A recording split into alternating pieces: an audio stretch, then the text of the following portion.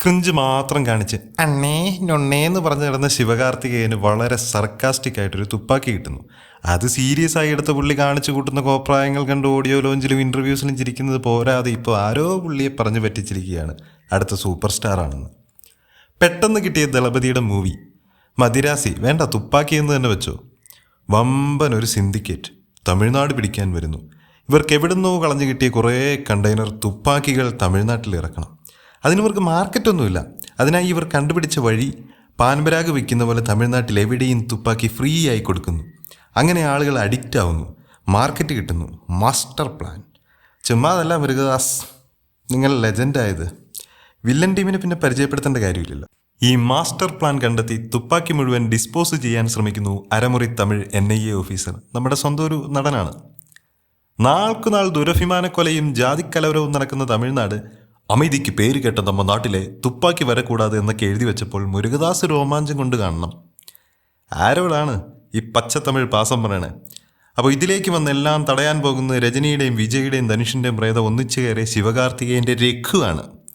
രഘുവിൻ്റെയും മാലതിയുടെയും love ആണ് ഇത്രയും വലിയ ഭീകരമായ അറ്റാക്ക് തകർത്തത് എന്ന് NIA ഉദ്യോഗസ്ഥൻ പറയുമ്പോൾ തൊലിയുരിഞ്ഞു പോകും നമ്മുടെ രോമാഞ്ചം. അത് മുരുകദാസിന്.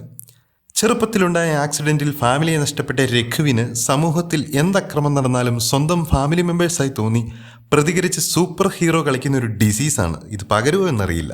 അങ്ങനെ അനീതിക്കും അക്രമത്തിനുമെതിരെ പടവാളെടുക്കുന്ന അരപ്പിരി ലൂസിന് ഒരു ലവ് വരുന്നു, മാലതി വന്നതും ഫാമിലി തിരിച്ചു കിട്ടിയതിനാൽ ഈ ഡിസീസ് അങ്ങ് മാറും. ഇത് മാറിയാൽ സമൂഹത്തിന് ദോഷം വരുമെന്നറിഞ്ഞ മാലതി രഘുവിനെ തേക്കുന്നു. അവൻ ജീവിക്കുന്ന ഒരു ബോംബായി ഈ സമൂഹത്തിന് നല്ലത് ചെയ്യട്ടെ എന്ന് വെക്കുന്നു. Kidney touching. ബുദ്ധിക്ക് സ്ഥിരതയില്ല എന്ന് ഒരു ഡോക്ടറും പറയുന്നില്ല. പക്ഷേ ആക്ടിങ് കണ്ടാൽ നമുക്കങ്ങനെ തോന്നും. രഘുവിനല്ല ഭ്രാന്ത്, മാലതിക്കായിരുന്നു എന്ന് പ്രേക്ഷകർ മനസ്സിലാക്കിയില്ലായിരുന്നുവെങ്കിൽ പടം തകർത്തേനെ.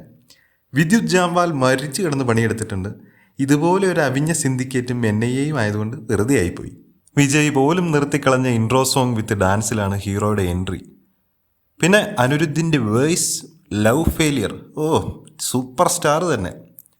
സ്ക്രീനിൽ വേണ്ടവർക്ക് മാത്രം കൃത്യം തോളിലും ജസ്റ്റ് ചെസ്റ്റിലും പിടികൊള്ളും. എന്നിട്ട് പെരുമ്പറ BGM ഇട്ടാൽ നമ്മൾ പേടിക്കും, അയ്യോ ഇവനിപ്പോൾ ചത്തുപോകുമല്ലോ. സ്റ്റോക്ക് തീർന്ന ARMനും മിന്നലടിച്ചുണ്ടായ സൂപ്പർ സ്റ്റാറിനും ഇപ്പോൾ ഒട്ടടക്കമായി കാണും. അണ്ണേ നൊണ്ണേ ആക്ടിങ്ങിനിടയിൽ ബേസൊക്കെ പൊട്ടിച്ച് മെഴുകുന്നുണ്ട്.